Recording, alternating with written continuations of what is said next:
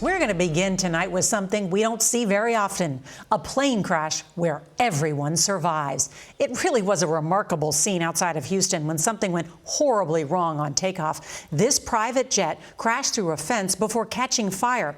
And by the time emergency crews arrived, all 21 people miraculously had evacuated, including a 10-year-old.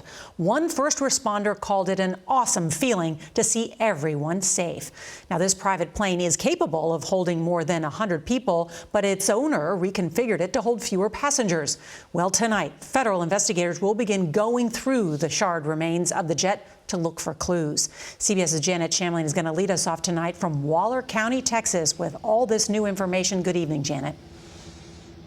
Norah, good evening. CBS News has learned the NTSB team will be arriving here in just a couple of hours to lead the investigation. And unlike most plane crashes, they have a surviving crew and passengers to talk to. It looked unsurvivable. What you're seeing is what's left of an MD-87 aircraft. It's just the tail there. A commuter-sized jet burning up in a field 30 miles west of downtown Houston. Runway off are suspended at this time. As firefighters raced to put out the flames, news came that was almost beyond belief. 21 people were on board and everyone survived. There were just 2 minor injuries. The actual airplane rolled down the runway, struck an actual fence, and from there became disabled. The 33-year-old jet, owned by Houston homebuilder J. Allen Kent, who was aboard, was cleared for takeoff but never got off the ground. 3 crew on board and 18 passengers, including a 10-year-old, headed to tonight's Astros-Red Sox playoff game in Boston. A couple hours after the accident, I walked into the airport and found 10 or 15 of the passengers still inside and dressed in their Astros gear, waiting to talk to investigators.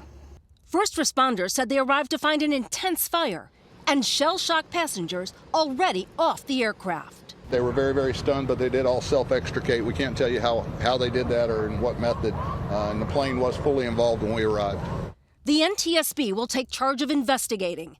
Robert Sumwalt is its former chairman. It could be that there was a warning light that came on in the cockpit right as the crew was preparing to take off. It could be a mechanical condition that would have prevented the aircraft from actually lifting off.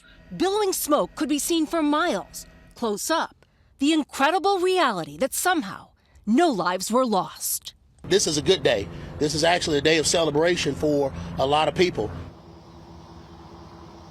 After all they'd been through, the passengers I saw seemed surprisingly relaxed as they waited at the airport to offer their account to investigators. Norah. A real miracle on the runway. Janet Shamlian, thank you.